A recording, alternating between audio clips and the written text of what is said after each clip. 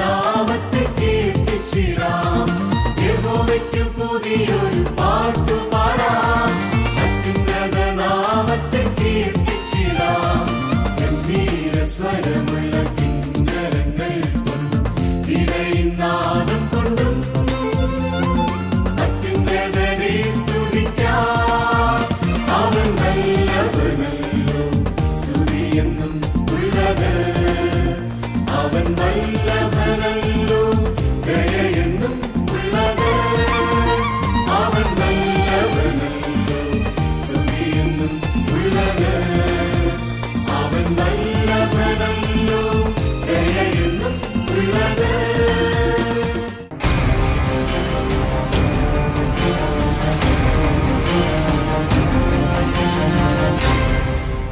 ഒഴുകുന്ന പമ്പതൻ കുഞ്ഞോളങ്ങളിൽ അലയടിച്ചുയരുന്ന നാദം ഇന്ന് ലോകമെമ്പാടും പ്രചരിക്കുന്നത് ഈ മർത്തോമ സഭയുടെ മാത്രം ഒരു കൺവെൻഷനല്ല.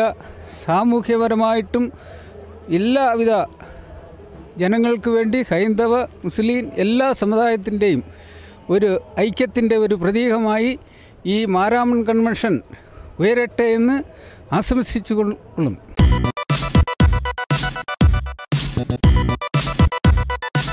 കൊരിന്ത്യർക്ക് എഴുതിയ രണ്ടാമത്തെ ലേഖനം 12-ാം അധ്യായം 9-ാം വാക്യത്തിൻ്റെ അവസാനവും 10-ാം വാക്യവും.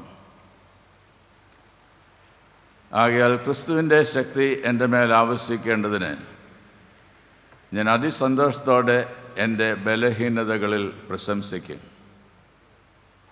അതുകൊണ്ട് ഞാൻ ക്രിസ്തുവിന് വേണ്ടി ബലഹീനത, കയ്യേറ്റം, ബുദ്ധിമുട്ട്, ഉപദ്രവം, ഞെരുക്കം എന്നിവ സഹിപ്പാൻ ഇഷ്ടപ്പെടുന്നു. ബലഹീനനായിരിക്കുമ്പോൾ തന്നെ ഞാൻ ശക്തനാകുന്നു. ബലഹീനൻ ആയിരിക്കുമ്പോൾ തന്നെ ഞാൻ ശക്തനാകുന്നു. പണ്ഡിതന്മാരിൽ പണ്ഡിതനും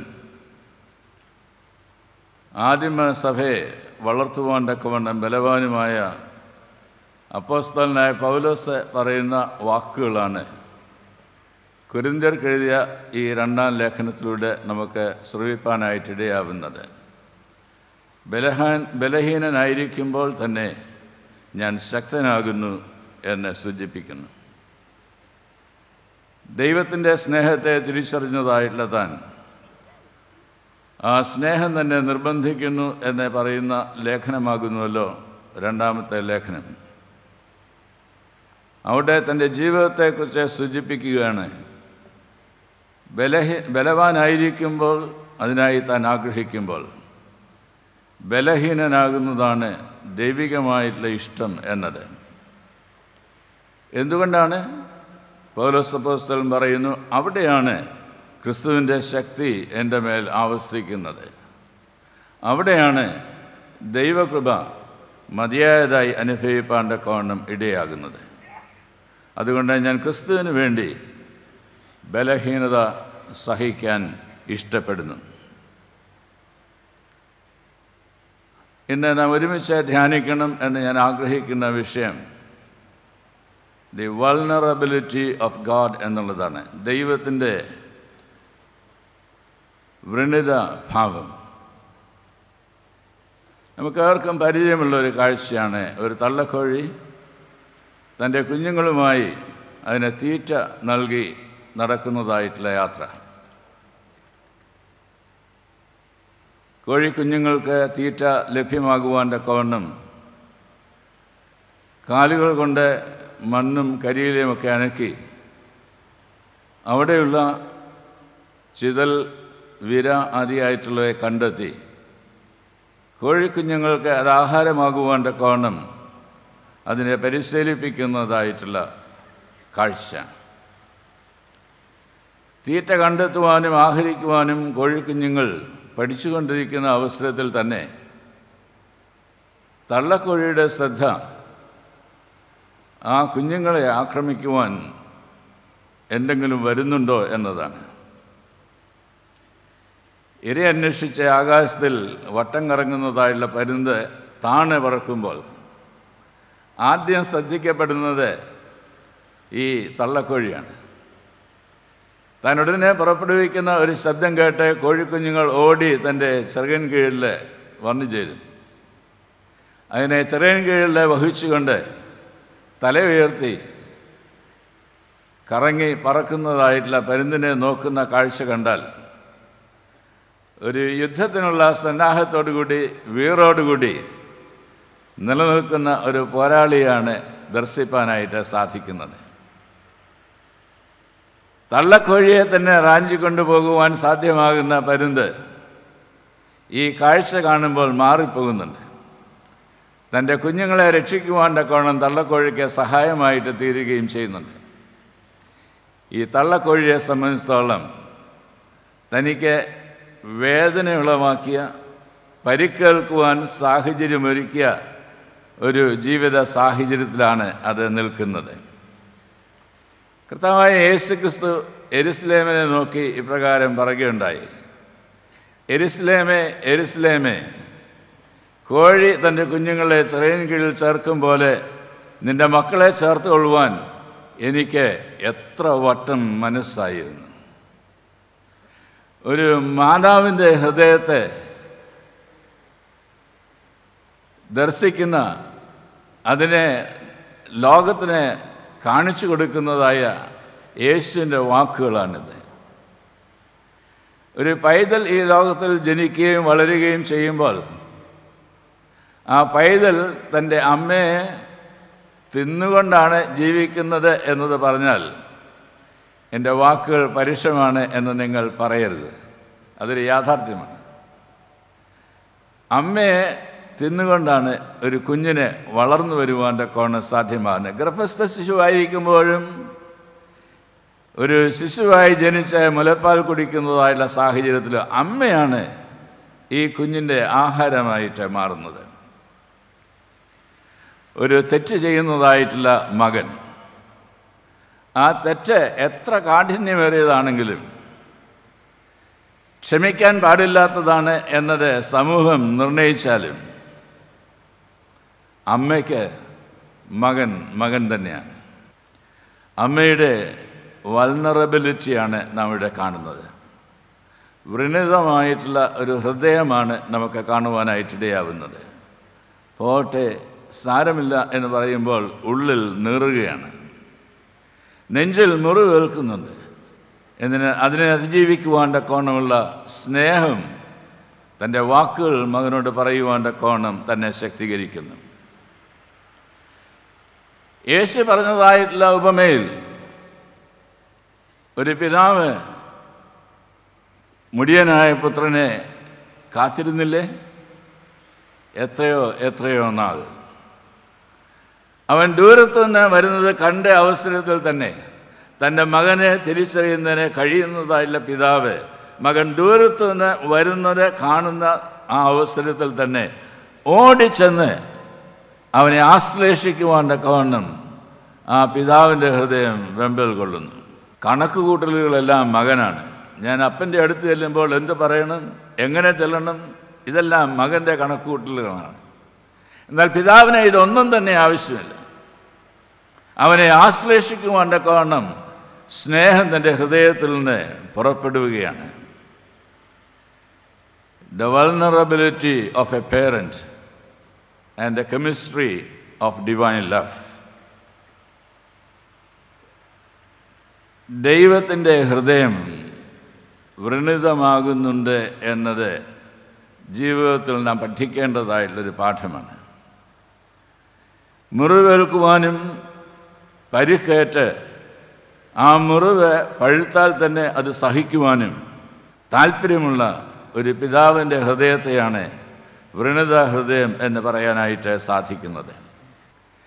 ഹൃദയം വിറങ്ങലിക്കുന്നത് സ്നേഹം കൊണ്ടാണ്. തൻ്റെ ജീവിതത്തിലെ ശൂലം എൻ്റെ എന്ന് മനസ്സിലാക്കി 3 വട്ടം അത് മാറിത്തരണം എന്ന് പറയുന്ന അവസരത്തിൽ ദൈവത്തിൽ നിന്ന് ലഭിക്കുന്നതായുള്ള ഉത്തരം ഇതുതന്നെയാണ്: എൻ്റെ കൃപ നിനക്ക് മതി. ദൈവത്തിൻ്റെ കൃപ നമുക്ക് ലഭ്യമായി തീർന്നത് ദൈവത്തിൻ്റെ ഹൃദയത്തിൽ നിന്നാണ്. നാം യോഗ്യത ഇല്ലാത്തവരായിരിക്കുമ്പോൾ യോഗ്യത ഉള്ളവരാക്കി തീർക്കുവാൻ തക്കവണ്ണം നമ്മെ സ്നേഹിക്കുന്ന ദൈവത്തിൻ്റെ സ്നേഹമാണ് ദൈവഹൃദയത്തിൽ നിന്ന് നമ്മെ യോഗ്യതയുള്ളവരാക്കി തീർക്കുന്ന വിടുതല്, വീണ്ടെടുപ്പ് നൽകുവാൻ്റെ കോണം കൃപയെ നമ്മുടെ മേൽ ധാരാളമായിട്ട് ചൊരിയുന്നത്. God saves humankind through God's vulnerability, expressed in the incarnation, public ministry, crucifixion and resurrection of Jesus Christ. ദൈവസ്നേഹം നമുക്ക് വെളിപ്പെട്ടത് കർത്താവായ യേശു ക്രിസ്തുവിലാണ്. യേശു ക്രിസ്തുവിൻ്റെ ഈ ലോകത്തിലെ പരസ്യ ശുശ്രൂഷ, ഈ ലോകത്തിലേക്ക് വന്നതും ഈ ലോകത്തിൽ ശുശ്രൂഷ ചെയ്തതും കാൽവരി ക്രൂശിൽ മരിച്ചതും മരിച്ചവരുടെ ഉയർത്തെഴുന്നേറ്റതും ഉയർത്തെഴുന്നേറ്റ സ്വർഗാരോഹണം ചെയ്തതും വീണ്ടും വരുന്നതുമായ എല്ലാ കാര്യങ്ങളും ഓർക്കുന്നതായിട്ടുള്ളൊരു കുദാശയാണ് വിശുദ്ധ കുർബാന എന്ന് പറയുന്നത്. കർത്താവേ, നിൻ്റെ മരണത്തെ ഞങ്ങൾ ഓർക്കുന്നു, നിൻ്റെ ഉയർത്തെഴുന്നേൽപ്പിനെ ഞങ്ങൾ കൊണ്ടാടുന്നു, രണ്ടാമത്തെ വരവിനായിട്ട് ഞങ്ങൾ നോക്കി പാർക്കുകയും ചെയ്യുന്നു എന്ന ദൈവത്തിൻ്റെ സ്ഥാനത്തിൽ നിന്നുകൊണ്ട് വിശ്വാസികളായിട്ടുള്ളവരും വിശ്വാസ സമൂഹം പറയുന്നതായ സാഹചര്യം. ദൈവത്തിൻ്റെ വൃണിത ഹൃദയം സ്നേഹത്തെ നമുക്ക് വെളിപ്പെടുത്തുന്നു. വിശുദ്ധ പൗലോസ് പറയുന്നുണ്ട്, ഈ നിക്ഷേപം ദൈവം ഞങ്ങൾക്ക് നൽകുന്നതായിട്ടുള്ള ഈ കൃപ, ഈ നിക്ഷേപം ഞങ്ങൾക്ക് മൺപാത്രങ്ങളിലാണ് ഉള്ളത്. ഞങ്ങൾ സകല വിധത്തിലും കഷ്ടം അനുഭവിക്കുന്നവർ എങ്കിലും ഇടുങ്ങിയിരിക്കുന്നില്ല, ബുദ്ധിമുട്ടുന്നവരെങ്കിലും നിരാശപ്പെടുന്നില്ല, ഉപദ്രവം അനുഭവിക്കുന്നവരെങ്കിലും ഉപേക്ഷിക്കപ്പെടുന്നില്ല, വീണ് കിടക്കുന്നവരെങ്കിലും നശിച്ചു പോകുന്നില്ല. അതുകൊണ്ട് യേശുവിൻ്റെ ജീവൻ ഞങ്ങളുടെ ശരീരത്തിൽ വെളിപ്പെടേണ്ടതിന് യേശുവിൻ്റെ മരണം ശരീരത്തിൽ എപ്പോഴും വഹിക്കുന്നു എന്ന് പൗലോസ് അപ്പോസ്തലൻ കൊരിന്ത്യർക്ക് എഴുതിയ 2-ാം ലേഖനം 4-ാം അധ്യായത്തിലൂടെ നമ്മെ അറിയിക്കുന്നു. വിശുദ്ധ വേദപുസ്തകം നാം പഠിക്കുന്ന സാഹചര്യത്തിൽ നമുക്ക് മനസ്സിലാക്കുവാൻ കഴിയുന്ന ദൈവഹൃദയത്തിൻ്റെ ഒരു ഭാവമാണ് വൃണിത ഭാവം എന്ന് പറയുന്നത്. സൃഷ്ടിയുടെ വിവരണത്തെക്കുറിച്ച് നാം വായിക്കുമ്പോൾ അവിടെ ദൈവം തൻ്റെ സൃഷ്ടിയെ എപ്രകാരം സൃഷ്ടിച്ചു എന്നുള്ള വിവരണം മാത്രമല്ല നമുക്ക് ലഭിക്കുന്നത്, പിന്നെയോ തൻ്റെ സ്വരൂപത്തിലും തൻ്റെ സാദൃശ്യത്തിലും സൃഷ്ടിച്ചതായിട്ടുള്ള മനുഷ്യൻ അവനെ തിരഞ്ഞെടുപ്പിനുള്ള സ്വാതന്ത്ര്യം ലഭിച്ച ആ സന്ദർഭത്തിൽ ദൈവത്തോട് അനുസരണക്കേട് കാട്ടി എന്ന് പ്രതിപാദിച്ചും കൊണ്ടാണ്. തൻ്റെ സ്വരൂപത്തിൽ തൻ്റെ സാദൃശ്യത്തിൽ തൻ്റെ കൈകൾ കൊണ്ട് മെനഞ്ഞ് തൻ്റെ ഓമനത്വം നൽകി ഓമന മക്കളാക്കി തീർത്തതായിട്ടുള്ള ദൈവം തിരഞ്ഞെടുപ്പിനുള്ള സ്വാതന്ത്ര്യം നൽകിയ സാഹചര്യത്തിൽ ആ തിരഞ്ഞെടുപ്പിൻ്റെ സ്വാതന്ത്ര്യം ഉപയോഗിച്ച് ദൈവത്തിന് അനിഷ്ടമായുള്ള ചെയ്ത് ദൈവത്തിൽ അകന്നു പോയത് അതും വിവരിച്ചുകൊണ്ടാണ് ഉൽപ്പത്തി പുസ്തകം ആരംഭിക്കുന്നത്. ഒരിക്കലും ദൈവം തന്നെ അനുസരിക്കാതിരിക്കാൻ തൻ്റെ മക്കളെ പഠിപ്പിക്കുകയല്ല, പിന്നെ അനുസരണക്കേട് കാണിക്കുന്ന മക്കളെ തള്ളിക്കളയാതെ അവരെ തൻ്റെ കൈകളിൽ വഹിക്കുവാൻ്റെ കോണം ആർദ്രതയുള്ളവനായിട്ട് തീരുന്നതാണ് വേദപുസ്തകം നമ്മെ ഓർമ്മിപ്പിക്കുന്നത്. ദൈവഹൃദയത്തിൽ വേദനയുണ്ട് എന്നത് വേദപുസ്തകം വ്യക്തമായിട്ട് വെളിവാക്കിയിട്ടുണ്ട്. ഉൽപ്പത്തി പുസ്തകം 6-ാം അധ്യായത്തിൻ്റെ 5 മുതലുള്ള വാക്യങ്ങൾ വായിക്കുമ്പോൾ ദൈവത്തിന് തൻ്റെ സൃഷ്ടിയെ ഓർത്ത് അനുതപിക്കുന്നുണ്ട്, തനിക്ക് ദുഃഖമുണ്ട് എന്ന് പറയുന്നുണ്ട്. കാരണം മറ്റൊന്നുമല്ല, തൻ്റെ സൃഷ്ടി തന്നോട് മറുതലിച്ചു എന്നതാണ്. എന്നാൽ അപ്രകാരം മറുതലിക്കുന്ന മനുഷ്യവർഗത്തോട് ദൈവം നിരന്തരമായിട്ട് ഇടപെടുന്നു. എന്താണ് വേദപുസ്തകത്തിൻ്റെ സദ്വർത്തമാനം? വേദപുസ്തകം സദ്വർത്തമാനത്തിൻ്റെ പുസ്തകമാണ്. എന്താണ് ആ വേദപുസ്തകം നമുക്ക് നൽകുന്ന സദ്വർത്തമാനം? വേദപുസ്തകം നമ്മെ ഓർമ്മിപ്പിക്കുകയാണ്, ദൈവം ഒരു നാളും തൻ്റെ സൃഷ്ടിയെ ഉപേക്ഷിക്കുന്നില്ല, തള്ളിക്കളയുന്നതുമില്ല. ഒരു നാളും തൻ്റെ സൃഷ്ടിയെ ഉപേക്ഷിക്കുന്നില്ല, തള്ളിക്കളയുന്നതുമില്ല. അതുകൊണ്ടാണ് വിശുദ്ധ യോഹന്നാൻ എഴുതിയ 1-ാമത്തെ ലേഖനത്തിൽ 4-ാം അധ്യായത്തിൻ്റെ 16-ാം വാക്യത്തിൽ ഇപ്രകാരം പറയുന്നതിനായിട്ട് ശ്രമിക്കുന്നത്, ദൈവം സ്നേഹം തന്നെ എന്നത്. ദൈവം സ്നേഹം തന്നെ. വൃണിതഭാവം ദൈവസ്നേഹത്തെ വെളിവാക്കുന്നതായിട്ടുള്ള ഒന്നാണ്. വൃണിതഭാവം ജീവദായകമായിട്ടുള്ള ഒന്നുകൂടിയാണ് എന്നത് വേദപുസ്തകം നമ്മെ പഠിപ്പിക്കുന്നു. വേദപുസ്തകത്തിലെ ഒരു ചെറിയ പുസ്തകമാണ് യോന എന്ന് പറയുന്ന പുസ്തകം. ദൈവം യോന പ്രവാചകനോട് നിനവയിൽ പോയി പ്രസംഗിക്കുവാനായിട്ട് ആവശ്യപ്പെടുന്നു. അവരുടെ തെറ്റുകളെ കണ്ട് അവർ മാനസാന്തരപ്പെടുന്നതിന് അവർക്ക് വരാൻ പോകുന്ന നാശത്തെ ഓർമ്മപ്പെടുത്തി പ്രസംഗിക്കുവാനായിട്ട് ആവശ്യപ്പെടുന്നു. എന്നാൽ യോന അവിടെ നിന്ന് തർസീസിലേക്ക് യാത്ര ചെയ്യുവാൻ തക്കവണ്ണം നിനവയിലേക്ക് പോകുവാൻ മനസ്സില്ലാതെ ഓടിപ്പോയി കപ്പലിൽ കയറി കപ്പലിൻ്റെ അടിത്തട്ടിൽ കിടന്ന് ഉറങ്ങുന്നതായിട്ട് നാം കാണുന്നുണ്ട്. ദൈവത്തിൻ്റെ രക്ഷാകര പദ്ധതിയിൽ സംഭവിക്കുന്നതായിട്ടുള്ള ഒരു ഭാഗമാണിത്. യോനാ പ്രവാചകൻ അപ്രകാരം വഴി മാറി കപ്പലിൽ കയറി സ്വസ്ഥമായിട്ട് ഉറങ്ങുവാനായിട്ട് ആഗ്രഹിക്കുമ്പോൾ ദൈവത്തിൻ്റെ ഹൃദയം ഭാരപ്പെടുന്നു, ദൈവത്തിൻ്റെ ഹൃദയം വേദനിക്കുന്നു, ദൈവത്തിൻ്റെ ഹൃദയം മുറിവുള്ളതായിട്ട് തീരുന്നു. എന്നാൽ ഈ മുറിവുള്ള ദൈവത്തിൻ്റെ ഹൃദയത്തിൽ ദൈവം യോനായെ കോപത്തോടുകൂടി ശിക്ഷിക്കുന്നതിനായിട്ട്, കോപത്തോടുകൂടി ഇല്ലായ്മ ചെയ്യുന്നതിനായിട്ട് ശ്രമിക്കുകയല്ല. പിന്നെ യോനാ പ്രവാചകനെ താനാണ് നിർമ്മിച്ചതെന്നും യോനാ പ്രവാചകനെ പ്രവാചകനായിട്ട് വിളിച്ച് താനാകുന്നുവെന്നും ഈ യോനാ പ്രവാചകനിലൂടെ ഈ ലോകത്തിൽ തൻ്റെ ദൗത്യം നിറവേറ്റുവാനായിട്ടുണ്ട് എന്നും ദൈവം മനസ്സിലാക്കുന്ന സാഹചര്യത്തിൽ എപ്രകാരം ഈ യോനായെ തിരിച്ച് കൊണ്ടുവരുവാനായിട്ടും ദൗത്യ നിർവഹണത്തിലേക്ക് ഏർപ്പെടുത്തുന്നതിനായിട്ടും അതിൻ്റെ ജീവിതത്തിൽ പഠിക്കേണ്ടതായുള്ള ഗുണപാഠങ്ങൾ പഠിക്കുവാൻ തക്കവണ്ണം എപ്രകാരം സഹായിക്കാം എന്നതും തൻ്റെ ഹൃദയത്തിൻ്റെ ഭാരമായിട്ട് മാറുകയാണ്. ദൈവം യോനായെ വീണ്ടെടുക്കുവാൻ ആഗ്രഹിക്കുന്ന അവസരത്തിൽ, കപ്പലിൽ നിന്ന് വെള്ളത്തിലേക്ക് എറിയുന്ന അവസരത്തിൽ ഒരു കടലാമയെയും ആ കടലാമ യോനായെ കരയിൽ ഛർദ്ദിക്കുവാൻ തക്കവണ്ണം ഇടയാവുന്ന സാഹചര്യത്തേക്ക് നൽകുന്നുണ്ട്. യോനാ പ്രവാചകൻ കടലിൻ്റെ അടിത്തട്ടിലായിരുന്ന സാഹചര്യത്തിൽ ദൈവത്തെ ദർശിക്കുന്നു, ദൈവത്തിങ്കിലേക്ക് തിരിയുന്നു, ദൈവത്തോട് അപേക്ഷിക്കുന്നു, ദൈവത്തോട് കരയുന്നു, തൻ്റെ ഉള്ളം ദൈവത്തിങ്കിലേക്ക് ഉയരുന്നു, ദൈവത്തിങ്കിലേക്ക് തിരികെ ചേരുവാനായിട്ടുള്ള ആഗ്രഹം അദമ്യമായിട്ട് കാണപ്പെടുന്നു. അതുകൊണ്ട് തിരികെ നിനവയിൽ പോകുവാനായി യോന താല്പര്യപ്പെടുകയും അപ്രകാരം തിരുത്തലിന് തയ്യാറാവുകയും ചെയ്യുന്നു. എന്നെ കേൾക്കുന്ന പ്രിയമുള്ളവരെ, ഈ ഭാഗം നമ്മളുടെ ഹൃദയത്തിൽ വരുന്ന സാഹചര്യത്തിൽ തന്നെ നമ്മോട് പറയാം, നമ്മളുടെ ജീവിതം എന്നെ മെച്ചപ്പെടാതിരിക്കുന്നത് എന്തുകൊണ്ട് എന്ന് ചോദിച്ചാൽ, ദൈവം നമ്മോട് ആവശ്യപ്പെട്ടതിൻ്റെ ചുമതലയും ഉത്തരവാദിത്വം ഏറ്റെടുക്കുവാനായിട്ട് വൈമനസ്യം കാട്ടി നമുക്കുള്ള വഴിയെ തന്നെ പോകുന്നതിനായിട്ട് താല്പര്യപ്പെടുന്നത് കൊണ്ടാണ്. സ്വസ്ഥമായി കടന്നുറങ്ങുവാൻ താല്പര്യപ്പെട്ടതായിട്ടുള്ള യോനായും മനസ്സ് നീറുന്നതായിട്ടുള്ള ദൈവവും ഇതിനെ നമ്മളുടെ മനസ്സിൽ കാണുവാൻ കൊണ്ടിടയാവണം. ദൈവം ഏൽപ്പിക്കുന്നതായുള്ള ചുമതലകളെ ഏറ്റെടുക്കുക എന്ന് പറയുന്നത് ഭാരമുള്ളതാണ്. എന്നാൽ ദൈവത്തിൻ്റെ കൃപ നമ്മെ ശക്തീകരിക്കാൻ മതിയായതാണ്. എൻ്റെ കൃപ നിനക്ക് മതി. ദൈവകൃപ അനുഭവിച്ച ചുമതലകളെയും ഉത്തരവാദിത്തങ്ങളെയും നിറവേറ്റുവാൻ ദൈവം നമ്മളെ ആവശ്യപ്പെടുമ്പോൾ അപ്രകാരം പ്രവർത്തിക്കാതിരിക്കുന്നത് ദൈവത്തിന് വിപരീതമായി ജീവിക്കുന്നതും ദൈവത്തിൽ നിന്ന് നാം അകന്നു പോകുന്നതുമായ ജീവിതത്തിൻ്റെ ഭാവമാണ് എന്നത് പഠിക്കേണ്ടതായിട്ടുണ്ട്. നിനവേ പട്ടണത്തിൽ പോയി പ്രസംഗിക്കുന്നു, നിനവേക്കാരെ അനുതാപഹൃദയമുള്ളവരായിട്ട് തീർന്നു, ദൈവത്തിൻ്റെ മനസ്സലിയുന്നു, നിനവേ പട്ടണത്തെ വീണ്ടെടുക്കുവാൻ തക്കവണ്ണം ദൈവത്തിന് ഇടയാവുന്നു. ഈ നിനവേക്ക് വരുവാൻ പോകുന്ന വിപത്തെ കണ്ട് ആനന്ദിക്കുവാൻ താല്പര്യപ്പെടുന്നതല്ല യോനാ പ്രവാചകൻ. ഇനിയും പാഠങ്ങൾ പഠിക്കുന്നതിനായിട്ടുണ്ട്. ദൈവത്തോടെ കോപിക്കുന്നതായിട്ടുള്ള യോനാ പ്രവാചകൻ വീണ്ടും പഠിപ്പിക്കുകയാണ് രാവണക്കിൻ്റെ അനുഭവത്തിലൂടെ. നീ നനയ്ക്കാതെ, നീ വളർത്താതെ, നീ നടാതെ വളർന്നു വന്നതായില്ല ഈ ആവണക്ക് ഉണങ്ങിപ്പോയതിൽ നിനക്കെന്താണ് ഇത്ര പരിഭവം?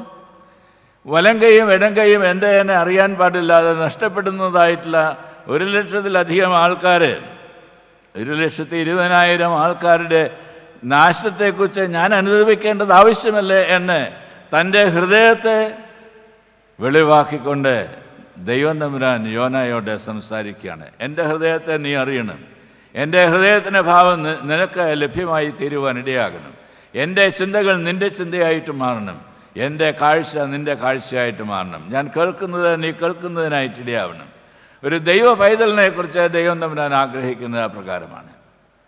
ദൈവം നമ്മെ അനുഗ്രഹിച്ചു എന്ന് പറയില്ല. ദൈവത്തിൻ്റെ അനുഗ്രഹം നമുക്ക് ലഭ്യമായി തീരുന്നത് ഞാനിപ്പോൾ പറഞ്ഞതായ ഈ കാര്യങ്ങൾ ജീവിതത്തിൽ ഉളവാകുമ്പോഴാണ്. ദൈവത്തിൻ്റെ ഹൃദയത്തിൻ്റെ ഭാരത്തെ ഏറ്റുവാങ്ങുവാൻ താല്പര്യപ്പെടുമ്പോഴാണ് നാം ദൈവത്താൽ അനുഗ്രഹീതരെന്ന് പറയാനായിട്ടിടയാവുന്നത്. ദൈവം കാണുവാനായിട്ട് നമുക്ക് കാഴ്ചയുള്ളപ്പോഴാണ് നാം ദൈവമക്കളാണ് എന്ന് പറയാനായിട്ടിടയാവുന്നത്.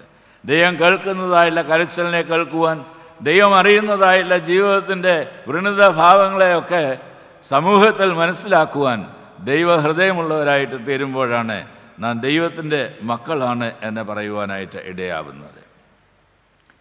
ദൈവഹൃദയത്തിൻ്റെ വൃണതാഭാവം, ദി വൾണറബിലിറ്റി ഓഫ് ഗാഡ്, നമുക്ക് ദർശിപ്പാനായിട്ടിടയാകുന്നത് ദൈവം തമ്പുരാൻ തൻ്റെ ജനത്തോടെ സമൂഹത്തോടെ ഇടപെടുന്നതായുള്ള വേളയിലൂടെയാണ്. അത് വേദപുസ്തകത്തിലുടനീളം കാണാനായിട്ട് സാധിക്കും. ദൈവം തൻ്റെ ജനവുമായി ചെയ്തതായുള്ള ഉടമ്പടി നോഹയുടെ പെട്ടകത്തിൽ ജലപ്രളയത്തിന് ശേഷം ഈ ലോകത്തിൽ ജീവിപ്പാനായിട്ട് ഒരുക്കപ്പെട്ടതായുള്ള ജനത്തോടെ ചേർന്നാണ്. അവിടം തൊട്ട് ആരംഭിക്കുകയാണ് ഉടമ്പടികൾ. വിവിധ ഉടമ്പടികൾ വേദപുസ്തകത്തിൽ കാണാം. എന്താണ് ഇതിൻ്റെ സാരം? ദൈവം തൻ്റെ ജനത്തോട് പറയുകയാണ്, ഞാൻ നിങ്ങളുടെ ദൈവമായിരിക്കും. ദൈവം തൻ്റെ ജനത്തിൽ നിന്ന് പ്രതീക്ഷിക്കുന്നതായുള്ളതുണ്ട്, ഞങ്ങൾ നിൻ്റെ ജനമായിരിക്കും. ഇതാണ് ഉടമ്പടി ബന്ധം. ദൈവമാണ് ഇതിന് താല്പര്യപ്പെടുന്നത്. ദൈവമാണ് ഇത് സ്ഥാപിക്കുവാനായിട്ട് ഇറങ്ങി വരുന്നത്. ദൈവമാണ് ഇത് നമ്മോട് സംസാരിക്കുന്നത്. ഞാൻ നിൻ്റെ ദൈവമായി, നിൻ്റെ രക്ഷകനായി, നിൻ്റെ വീണ്ടെടുപ്പുകാരനായി, നിൻ്റെ സംരക്ഷകനായി, നിൻ്റെ പരിപാലകനായി നിന്നോടുകൂടി ഇരിക്കാം എന്ന ദൈവത്തിൻ്റെ വാഗ്ദാനമാണ്. ആ വാഗ്ദാനത്തെ നാം അറിയുമ്പോൾ ദൈവം നമ്മിൽ നിന്ന് പ്രതീക്ഷിക്കുന്നത് അതിനോട് റെസ്പോണ്ട് ചെയ്ത് ആ സ്നേഹത്തെയും ആർദ്രതയും മനസ്സിലുവിനെ എല്ലാം മനസ്സിലാക്കി ദൈവത്തെ അതിയായി സ്നേഹിക്കുകയും ദൈവ ഇഷ്ടം എൻ്റെ എന്ന് മനസ്സിലാക്കി അത് ഏറ്റുവാങ്ങുകയും ദൈവത്തിനു വേണ്ടി ഈ ലോകത്തിൽ ജീവിപ്പാനായി നാം ഓരോരുത്തരും ഒരുങ്ങുകയും ചെയ്യുന്നതായിട്ടുള്ള അവസരമാണ്. ദൈവം ഈ ലോകത്തെ വീണ്ടെടുക്കുവാനായിട്ട് താല്പര്യപ്പെട്ടപ്പോൾ തൻ്റെ ഏകജാതനായ പുത്രനെ ഈ ലോകത്തിലേക്ക് അയച്ചു. നമുക്കേവർക്കും അറിയാവുന്നതുപോലെ ഒരു ശിശുവായി ജനിച്ചപ്പോൾ ജനിക്കുന്നതിന് സ്ഥലമില്ലാതെ ഒരു ശിശു ജാതനായ സാഹചര്യത്തിൽ ഒരു തൊട്ടിയിൽ, പുൽത്തൊട്ടിയിൽ കിടത്തിയതായി നാം വായിക്കുന്നു. Vulnerability of God. ദൈവത്തിന് ഈ അഖിലാണ്ടത്തെ മുഴുവൻ തൻ്റേതാണ് എന്ന് പറഞ്ഞ് അവകാശപ്പെടുവാനായിട്ട് ഉണ്ട്. എന്നാൽ തനിക്ക് ഈ ലോകത്തിൽ പ്രവേശിക്കുവാനായിട്ട് ആഗ്രഹിക്കുമ്പോൾ കാലുപോലും കുത്തുവാനായിട്ട് ഇടം നൽകാതെ ദൈവത്തോടെ മറുതലിക്കുന്നതായുള്ള മനുഷ്യ സമൂഹത്തിൽ കാലിക്കൂട്ടിൽ പുൽമെത്തയിൽ ശിശുവിനെ കടത്തുന്നതായിട്ടുള്ള സാഹചര്യം. സ്വർഗത്തിലെ സകല ഐശ്വര്യവും സകല മഹിമയും വെടിഞ്ഞ് പിതാവിൻ്റെ അടുക്കൽ നിന്ന് സ്വർഗം ചായച്ച് ഈ ലോകത്തിലേക്ക് ഇറങ്ങുന്ന കർത്താവായ യേശുക്രിസ്തുവാണ് തൻ്റെ പരസ്യ ശുശ്രൂഷാവേളയിൽ ഗലീല പ്രദേശങ്ങളിലൂടെ യാത്ര ചെയ്യുന്നത്. ആ കർത്താവിനെ ഈ ലോകത്തിൽ ഞങ്ങൾക്ക് വേണ്ട, അവനെ ക്രൂശിക്കുക, അവനെ ക്രൂശിക്കുക എന്ന് പറഞ്ഞ് അവനെ കാൽവരി കുന്നിൽ കുരിശിന്മേൽ കൊന്ന് എന്നെ നമ്മെ ഓർമ്മപ്പെടുത്തുന്നു. Calvary is the epitome of the vulnerability of God. യേശുക്രിസ്തു മരിച്ചവരുടെ നിന്ന് ഉയർത്തെഴുന്നേറ്റ് തൻ്റെ ശിഷ്യന്മാർക്ക് പ്രത്യക്ഷനാകുന്ന അവസരത്തിൽ തൻ്റെ ശിഷ്യന്മാരെ കാണുന്നത് യഹൂദന്മാരെ പേടിച്ച് വാതിലടച്ച് അകത്തിരിക്കുന്ന പേടിച്ച് ഭയമുള്ളവരായി തീർന്നിരിക്കുന്നതായുള്ളൊരു കൂട്ടത്തെയാണ്. അവരുടെ ഇടയിൽ യേശു പ്രത്യക്ഷപ്പെട്ട് നിങ്ങൾക്ക് സമാധാനം എന്ന് പറയുമ്പോൾ ദൈവത്തിൻ്റെ സമാധാനം നൽകുക മാത്രമല്ല, അവരെ കാണിക്കുന്നുണ്ട് താൻ ക്രൂശിതനായിട്ടുള്ള യേശുവാണ്, ക്രൂശിൽ മരിച്ചതായുള്ള യേശുവാണ്, മരിച്ചവരുടെ ഇടയിൽ നിന്ന് ഉയർത്തെഴുന്നേറ്റതായുള്ള യേശുവാണ്. താൻ മരിച്ചവരുടെ ഇടയിൽ നിന്ന് ഉയർത്തെഴുന്നേറ്റ് പുനരുത്ഥാനത്തിൻ്റെ ശക്തി ഈ ലോകത്തിന് നൽകുവാൻ ദൈവം തന്നെ പ്രാപ്തനാക്കിയപ്പോഴും തൻ്റെ കരങ്ങളിലെ തൻ്റെ ശരീരത്തിൻ്റെ മുറിവുകൾ കാട്ടുവാൻ്റെ കോണം വൾണറബിളാണ്. മുറിവേറ്റതായിട്ടുള്ള യേശു, മുറിവുകളുമായി നടക്കുന്നതായുള്ള യേശു ഈ മുറിവുകളോടുകൂടി തന്നെയാണ് സ്വർഗാരോഹണം ചെയ്തത് എന്നത് നാം മറക്കരുത്. ഇന്ന് ജീവിക്കുന്ന കർത്താവായ യേശുക്രിസ്തു വീണ്ടും വന്ന് നമ്മെ കൂട്ടിച്ചേർക്കുവാൻ വരുന്ന അവസരത്തിൽ വീണ്ടും നമുക്ക് കാണാനായിട്ട് ഇടയാവുന്നത് മുറിവേറ്റതായിട്ടുള്ള യേശുവാണ്, യാഗമായിട്ട് തീരുന്ന യേശു. ദൈവം കുരുളിറക്കപ്പെട്ടതാണ്, ലോകാരംഭത്തിന് മുമ്പേ കുരുളിറക്കപ്പെട്ടതായിട്ടുള്ള ദൈവമാണ് എന്ന് നമ്മെ ഓർമ്മിപ്പിക്കുന്നുണ്ട്. ഒരു ചിന്തകൻ ഇപ്രകാരം പറഞ്ഞു, there was a cross in heaven before one was raised on top of Calvary. There was a cross in heaven before one was raised on the top of Calvary. ചരിത്രത്തിൻ്റെ മധ്യത്തിൽ കാൽവരിക്കുന്നിൽ ഒരു കുരിശ് നാട്ടുന്നതിന് മുമ്പ് തന്നെ സ്വർഗത്തിൽ ഒരു കുരിശ് നാട്ടപ്പെട്ടിരുന്നു. ലോകാരംഭത്തിന് മുമ്പേ കുരുളിറക്കപ്പെടുവാനായിട്ട് ദൈവത്തിൻ്റെ ഹൃദയം ഒരുക്കപ്പെട്ടു എന്നതത്രേ നമ്മെ പഠിപ്പിക്കുന്നത്. വീണ്ടും വന്ന് നമ്മെ കൂട്ടിച്ചേർക്കുന്നതായിട്ടുള്ള ദൈവം, ആ കർത്താവാണ് കാൽവരി ക്രൂശിൽ കടന്നുകൊണ്ട് എൻ്റെ ദൈവമേ നീ എന്നെ കൈവിട്ട് എന്നെ കരഞ്ഞ് പ്രാർത്ഥിക്കുവാൻ കോണം ഇടയായിട്ട് തീർന്നത്. ആ കർത്താവായ യേശു ക്രിസ്തു ഇന്ന് വിജയാളിയായി നമ്മെ എല്ലാം കൂട്ടിച്ചേർക്കുവാൻ താല്പര്യപ്പെട്ട് നമ്മളുടെ മധ്യത്തിലേക്ക് വരുന്ന സാഹചര്യത്തിൽ ഓർക്കുക, വീണ്ടും കുരുളിറക്കപ്പെടുന്ന കുഞ്ഞാടായിട്ടാണ് പ്രത്യക്ഷപ്പെടുവാനായിട്ട് ഇടയാവുന്നത് എന്നത് വെളിപാട് പുസ്തകം നമ്മെ ഓർമ്മിപ്പിക്കുന്നു.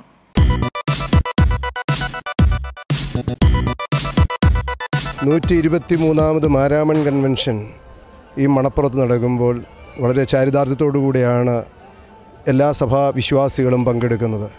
വചനത്തിൻ്റെ കൂടാരമായി അറിയപ്പെടുന്ന മാരാമൺ കൺവെൻഷൻ എക്യുമെനിക്കൽ വേദിക്ക് വളരെ പ്രസിദ്ധമായ കൺവെൻഷൻ യോഗമാണ്. വിവിധ സഭാവിഭാഗങ്ങളിൽ നിന്നും അനേകം ആളുകൾ വന്ന് വചനം പ്രഘോഷിക്കുകയും ലോകാന്തര നിലവാരമുള്ള നേതാക്കന്മാർ വന്ന് വചനത്തിൻ്റെ വലിയ സത്യങ്ങൾ കേരളത്തിലുള്ള ജനങ്ങൾക്ക് പകർന്നു കൊടുക്കുകയും ചെയ്യുന്ന അനുഭവം. ആളുകൾ സഭാവ്യത്യാസമെന്നെ പങ്കെടുത്ത് സന്തോഷത്തിൻ്റെ വലിയ ആഘോഷമായി വചനത്തിൻ്റെ ഒരു ഉത്സവമായി ഇതിനെ കാണുന്നു എന്ന് പറയുന്നതാണ് ഏറ്റവും മഹത്തരമായ, ഇതിൻ്റെ മാതൃകാപരമായ അനുഭവം എന്ന് പറയുന്നത്.